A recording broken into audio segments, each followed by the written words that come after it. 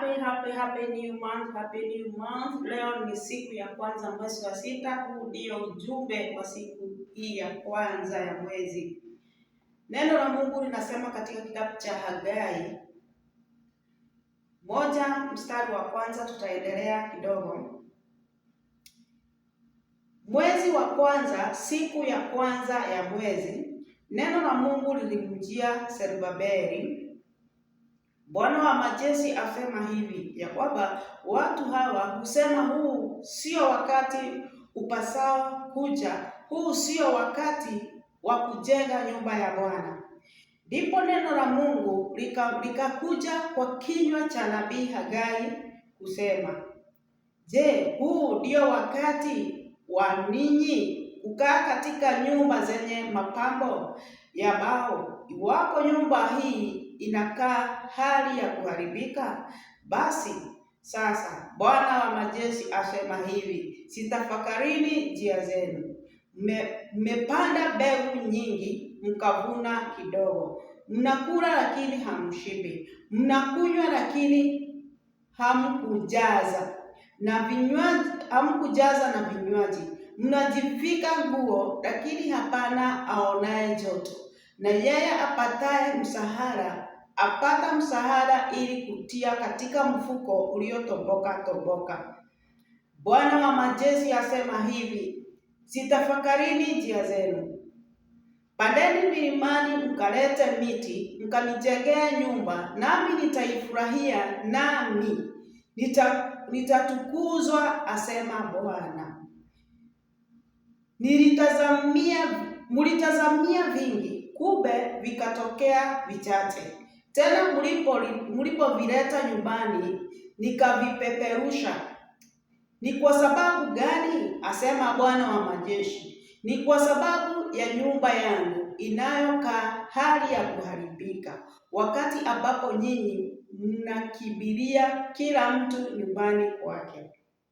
Basi kwa ajili yenu mbingu zimezuiliwa zisitoe umande, nayo nchi imezuiliwa isitoe matunda yake.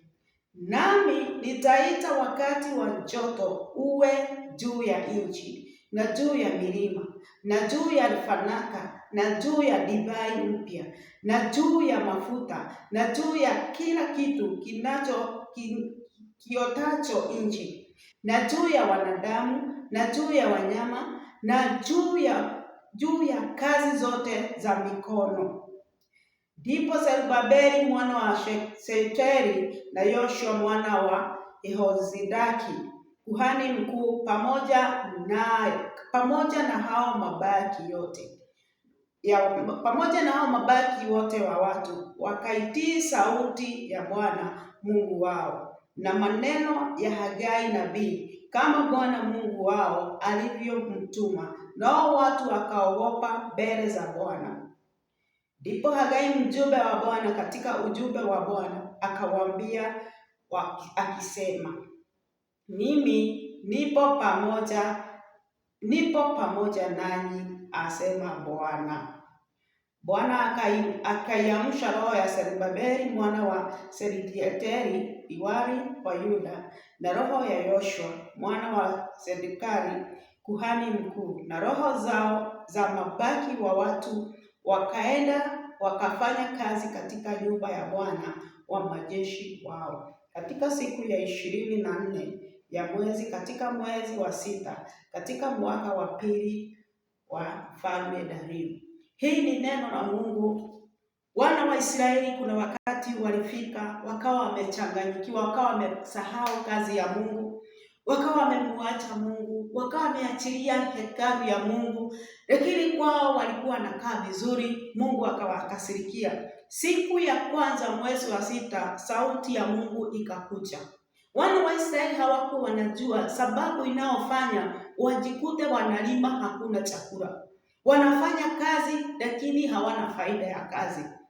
Wanaweka pesa kwa mifuko wakilipwa, lakini mifuko imetoboka. Ndipo neno la Mungu likakuja na kuambia pande milima, wakakate miti na kujenga nyumba ya Bwana. Biblia inasema ya kwamba nao wakatii sauti ya Mungu, naye Mungu wa majeshi akasema, nitakuwa pamoja nanyi. Sijui ni wapi wewe umemwacha Mungu. Sijui ni wapi umesahau kazi ya Mungu. Sijui ni wapi umesahau hekalu ya Bwana. Mungu ananena siku ya leo uweze kumrudia. Mungu ananena siku ya leo uweze kurudia kazi ya Mungu. Mimi niweze kurudia kazi ya Mungu. Tuweze kutekeleza kazi ya Mungu. Tuweze kuangalia mioyo yetu vile inakaa mbele za Mungu. Tuweze kujitakaza. Tuweze kuangalia njia zetu. Tumrudie Mungu. Naye Mungu akasema, nami nitakuwa pamoja nanyi. Wakati unamrudia Bwana, wakati unafanya kazi ya Mungu, Mungu atakuwa pamoja nawe. Katika huu mwezi wa 6, wacha tumrudie Mungu. Naye Mungu anasema atakuwa pamoja nasi. Katika mwezi wa 6, wacha tumrudie Bwana. Wacha tuangalie njia zetu. Naye Mungu atakuwa pamoja nasi. Mungu awabariki sana. Unapomrudia Bwana, unapoangalia ni wapi uliachilia kazi ya Bwana, ukarudie Mungu. Naye Mungu wa majeshi atakuwa pamoja nawe na atakuwa pamoja na familia yako. Mungu awabariki na watende mema. Amen.